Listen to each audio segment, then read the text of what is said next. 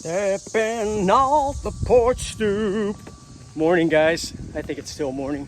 Boy, it's hot out here.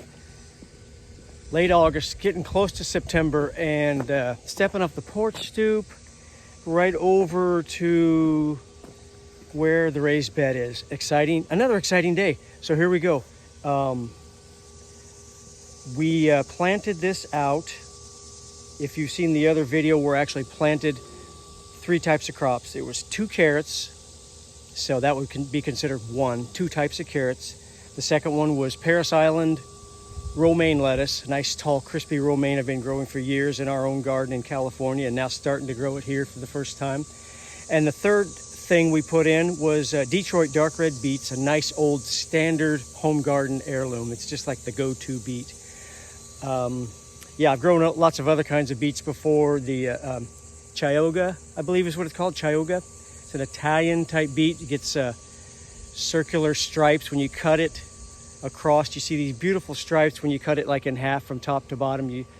I think they go away when you cook them, but it sure is a showy thing if you can slice them thin enough and serve them fresh. Chioggia beets, bull's blood beet, I've grown before, but I keep going back to Detroit dark red. So 3 kinds of crops: carrots, romaine lettuce, and beets. And that was on Monday. Last Monday I did the video on the actual planting of that on camera. So here we are 6 days later, and check out the progress, guys. So I've got this, I'm gonna turn this around. You can see I've got a screen on there. This is normally used to keep brassicas safe from the myriad of ailments in the form of moths. We have 3 kinds of moths, I believe, that will attack brassicas. Brassicas being cabbage, cauliflower, kohlrabi, broccoli, that kind of thing. Those cabbage moths will come and lay their eggs, and of course you get worms, and then they start just munching on it. So this row cover, they couldn't call it, I think they call it a floating row cover. This shade cloth / row cover is usually used to protect your plants from that, your vegetables from that. In my case, that may be true. Keeping the bugs off of them can't hurt. It's a bonus. But the real reason is this blazing sun we're having here. It's 90 degrees. It's going to be 92 for the high today, I think. So pretty high humidity, just brutal. So these are cool season crops. This is to protect them and get them off to a running start while they're germinating, while they're starting to grow. Because until probably another month from now, mid to late September, we're still going to have some pretty brutally hot weather. So now let's do the reveal. Okay, cool. It's kind of like when you'd go to a concert in the 80s and have this big screen, big like curtain, and then they drop the curtain and the band was there. So here's the band, you know, they're the beets. The beets, not bad. We're doing puns again. Okay, we get the beets and the lettuce and the carrots. So I'm going to pull this off to do the big reveal. So I don't know if you can see this. I've got these pots right here or these sticks with pots on them. You can use a stake or a stick in the ground. The pot keeps this fragile netting. It's not really fragile. It's real snaggy, I guess you could say. Netting from hanging up on the stick or stake or whatever you're using. So here we go. Oops. Yeah, I got that off of there. Check this out, guys. So we're going to start with the beets. Detroit dark red. So keep in mind, this stuff came up probably, today is Sunday, and it was planted Monday. I checked these on Friday. I was out of town yesterday, so I couldn't do a video. I wished I could have, to show them, you know, just Monday, Tuesday, Wednesday, Thursday, Friday, 5 days in. Here's 6 days in. These have been up for 2 days already, so you could see the beets. And remember me saying that beets, each seed will produce several beets. And I actually put 2 beets in here, if you remember, 2 seeds in here, in this one. And there's going to be a bunch that came up. Maybe it was this one I put 2 seeds in. Look at that. There's like 5 or 6 coming up already. I got to thin those quick. But check them out. They're just coming up so beautifully, all interlocked, that intensive planting I was talking about. So you've got, actually this one here has not come up yet. If it was up, if it existed, you could see it right across from this one right here. So I interlocked these first 2 back and forth, kind of ping-ponged them as opposed to straight rows. And that allows me to squeeze a little more stuff into the same amount of space. it really adds up over the long haul.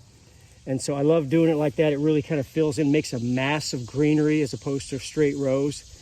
I like doing that. So you could see that. And then this third row again here is going to match if there was one here already and it hasn't come up yet.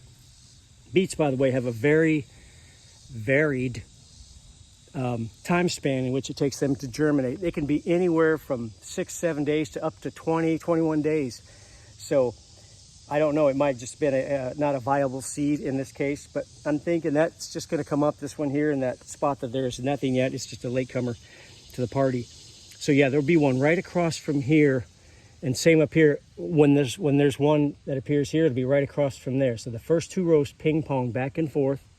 The third row will interlock, mimicking, this one did it pretty good, mimicking the first row. So every other row will pretty much line up. There'd be one right here, like I said. So there's the beets. Here's the lettuce. Guess what? Nothing yet. Okay, so lettuce takes a little while too, 7 to 10 days, I believe. But I've got nothing yet, hoping my seed was all up to snuff. I'm looking real closely, not seeing anything yet. A couple tiny weeds. But here's the thing I'm really excited about, guys. Carrots, once again, long germination period. They can take up to 14, 16, 18 days to germinate. Planted these on Monday. I checked them on Friday, and I was preparing to leave on this trip Saturday. I was gone all day yesterday, so I couldn't shoot a video. On Friday, I had this board down right here. And if you look up in the screen, in the corner of the screen now, I'll have a picture of the raised bed with this board in place. The board is placed, in my case, it was a piece of plywood and a couple little short pieces of wood to kind of fill it out because the plywood wasn't quite big enough to cover all the carrots. Carrots, the nemesis of carrots when they're just starting out is letting your soil dry out. Once those fragile roots, those baby roots dry out just for a couple of hours, they're toast. That's it. You got to start all over again, or you have a real spotty germination if you do manage to save some of them. So to keep that from happening, I learned this a couple of years ago. A lot of gardeners do this now. You water it real good when you put your seed in the ground, place that board on the top, and that piece of plywood or board or whatever maintains a constant level of moisture for your carrots, which they just love. And it helps them to germinate just so much more efficiently. So, check it out. These were popping up on Friday, Monday, Tuesday. So just 5 days. And this plant can take anywhere, these carrots can take anywhere from up to almost 3 weeks, just like the beets. They came up in 5 days. Look at these stately little rows of guys just going there. There's one row there. There's another row coming back this way. One here. See that? One right here. Okay, and then we've got a fourth one right here, right close to the edge of the thing. So 4 different rows, all taken off really good. I'm gonna have to thin these guys in just a couple of weeks, or maybe even less than that. I'll probably use scissors so I don't disturb the roots. The roots are very fragile. Carrots, like most root crops, do not like to be started indoors and transplanted outside. You want to put them where they're going to go generally. Oh, and here's the pots. Check out the pots. So 2 pots. I did not put a board or anything on here. It's a little bit of a comparison. This with the board on top. By the way, once they start to sprout, I check them daily. It's crucial. Once I start seeing the first couple sprouts coming up, the board comes off. I've retired it now. It's still sitting here so you can see I just used a regular little piece of plywood and a couple pieces of wood right there. On the other hand, these pots, I did not do anything. I just topped it with maybe a 1/4 inch or so of screened compost on top of the dirt that, as you well know, this is the dirt that I got from that rotted tree and limbs and leaves over by the woods on part of our property. I dredged that up and brought it over wheelbarrow full at a time. I could have brought in dirt from the outside and paid some money to just have it dumped, but I just kind of want to do everything I can as we begin to have, as we have this opportunity to begin a garden all over again. Eventually, I'll also put up some pictures of our old garden in California and kind of show you what that turned into at the end after 8+ years of living on that property. It was a beautiful garden. Starting from square one though, I'm kind of trying to do everything and use the gifts I've been given, including the decomposing wood, nature's way, and just bring it over and fill in the raised bed. So we'll see how this dirt performs. So far, so good. Same thing here. I used the same kind of dirt here as I did in the raised bed. The only difference in the carrots, that is instead of putting a board or something over the top of this, I just sprinkled it like in the traditional way with just a thin layer, maybe a 1/4 inch of potting, or top dressed it with compost. And these are coming up too, you can see already. Red cord chantenay, very nice. I'll have to thin those too. So very excited about that. So there we go. By the way, I'm going to be doing a compilation video so you guys can see the whole process of this bed, from the building of it to, and I'll have a lot of pictures up in as I get better at doing this YouTube channel thing. Pictures up, and I'll show little sniglets of videos where the raised bed is still empty without the dirt in it and the hugelkultur, and then maybe a couple brief shots of it just starting to germinate like this, all the way through to the end to when I harvest it. And that video, if I'm doing the math right and following the seed packet, maybe adding 8 or 10 days on just to be safe, that video should come out late or mid to late October. So we'll see how that goes. So hopefully by Halloween, there'll be a finished video up for you guys to view the whole process of this 5x3 raised bed. The genesis, if you will, of the whole idea of start small, 5x3 raised bed, think big. Start small, think big. I'm thinking big plans, not only for this bed, but for in the future when I get a chance, I hope by spring, to put in a couple more beds. 8x3 here, another 8x3 on this side, of course the 5x3 here, and then from then on we'll hopefully put a second row, second tier of raised beds. It's a bit of a challenge because the slope, I'd say down by that fence, by that pear tree, that is a good 3 or 4 feet lower than where I'm standing here. So there's a slope here. I've got to dig into the hill to make these beds level. So start small, think big, and this is the beginning of it. I want to keep going back and referring to this bed. So I'll do a video compiling all the processes to get us to the point of harvest of these beets, lettuce, and carrots, and whatever else I end up sprinkling in here as the season allows. It's too early for radishes. They're a quick season crop. You get a quick 30-40 day turnaround on those anyway, and they would just burn up in the sun. No need to rush them out here, but I'll be putting some greens in here soon, some Asian greens. So yeah, there's that.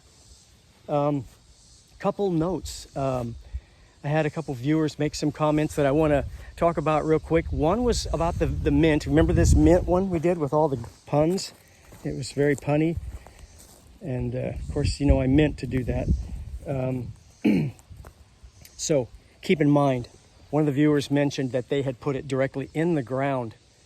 And when you put mint directly in the ground, beware, because as I said, they can propagate in a variety of ways. This mint in particular, I don't believe it's a type that gets seed heads, though it might be getting one right there. But it will send out these runners right here, if you can see that. And these runners, there's one there, there's several more down in there. They all have the capability of shooting out little root hairs as they run along the ground, and that's how they'll spread. So if you don't have it in a pot, or even if you just have it in a raised bed, they can still take over a 5x3 raised bed real quick. And certainly, this viewer, in this case, had the mint in the ground, and she said it took her years to get that, to weed that mint out of there. So it does kind of become a weed, doesn't it? A weed, I guess, is any plant you don't want. That's kind of how I think of it as a definition. And so you don't want your herb to turn into a weed on you or a nuisance. It took her years to get it out of there, so it will really take off on you.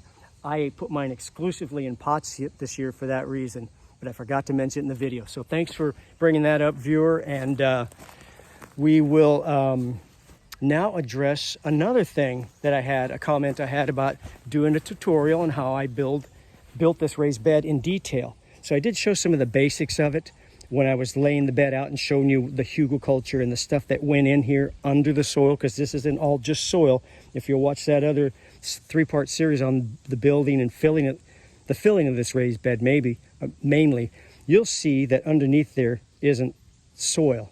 It's just soil on the top, I guess 8 or 9 inches, 8 or 10 inches. Underneath there's rotted wood and some rotted vegetation and straw from different parts of the yard. But as far as building the beds, I'll be coming out with a video in a week or two showing how I build these, the nuts and bolts of it. So that'll be coming up in a little bit. So thank you, viewer, for that recommendation. I always want to kind of, especially early on in this process, I want to really plug into what people are saying. I'm excited, when I get one comment. But when it's something, a real intelligent question like that, that kind of poses a good challenge, hey, then let's do a video, of course, on how I build these, assuming you could be anywhere from, like I am. I was a painter by trade, a painting contractor in California for many years. Learned how to do a lot of carpentry, because you get on a job and people say, hey, can you fix that fascia board? And if you're going to pay the bills, you say, sure, I'll do that, then I'll paint it. So I learned how to do a lot of carpentry. This is pretty basic, but I want to assume people are maybe just starting out learning how to build things. So I want to be very clear on that video. That'll be coming out soon too. So good. Cover the mint thing. If you're going to put it in the ground, make sure you put some sort of real distinct border like that bendy stuff you get at the home centers. And even then, watch those runners, because it will really take off on you. And the raised beds coming up soon. Thanks, you guys, so much for watching. We will talk to you in a couple days with a new video. See you later.